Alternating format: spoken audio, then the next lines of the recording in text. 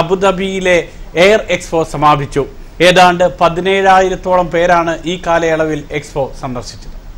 80,000 ചതുരശ്ര മീറ്റർ ചുറ്റളവിൽ ഒരുക്കിയ എയർ എക്സ്പോയിൽ Canada, America, Germany, France, Switzerland, Korea തുടങ്ങിയ 70-ൽ പരം രാജ്യങ്ങളിൽ നിന്നുള്ള വ്യോമഗതാഗത മേഖലയിലെ 195 കമ്പനികൾ നൂതന എയർക്രാഫ്റ്റുകളും അനുബന്ധ സാമഗ്രികളും പ്രദർശിപ്പിച്ചിരുന്നു.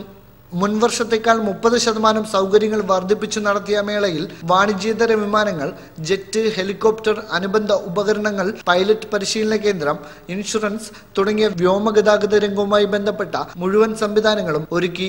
അബുദാബി പോലീസിന്റെ അത്യാധുനിക ഹെലികോപ്റ്ററിന്റെ പ്രവർത്തനം പൊതുജനങ്ങൾക്ക് അടുത്തറിയാനുള്ള അവസരവും മേളയിൽ ഒരുക്കിയിരുന്നു.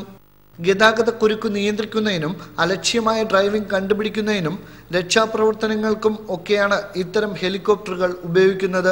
As you see, we have this aircraft which made in Italy. It's 139 AW139, and this one is configured as a search and rescue aircraft. Like this aircraft, we have 9 aircraft. All of them are in different configured. We have this one, and we have another one with a medical kit, and we have another one for the VIPs. And we have another one for the flare, which is camera one, which can take a pictures or a video for the Abu Dhabi. വിവിധ തരത്തിലുള്ള ആഡംബര വിമാനങ്ങളും വ്യവസായ പ്രമുഖർക്ക് ആവശ്യമായ ചെറുവിമാനങ്ങളും കാണുന്നതിനും സ്വന്തമാക്കുന്നതിനും middle ഈസ്റ്റിലെ എല്ലാ രാജ്യങ്ങളിൽ നിന്നും നിരവധി പേർ എത്തിയിരുന്നു. ആകാശത്ത് വർണ്ണവിസ്മയം തീർത്ത് നടന്ന വ്യോമാഭ്യാസ പ്രകടനം മേളയിലെത്തിയ ആയിരങ്ങൾക്ക് ആവേശക്കാഴ്ച സമ്മാനിച്ചു. 3 ദിവസം നീണ്ടുനിന്ന എയർ എക്സ്പോയ്ക്കാണ് അബുദാബിയിൽ ഇന്ന് തിരശ്ശീല വീണിരിക്കുന്നത്. 10,000-ങ്ങളാണ് എയർ എക്സ്പോയിൽ പങ്കെടുക്കാനെത്തിയത്.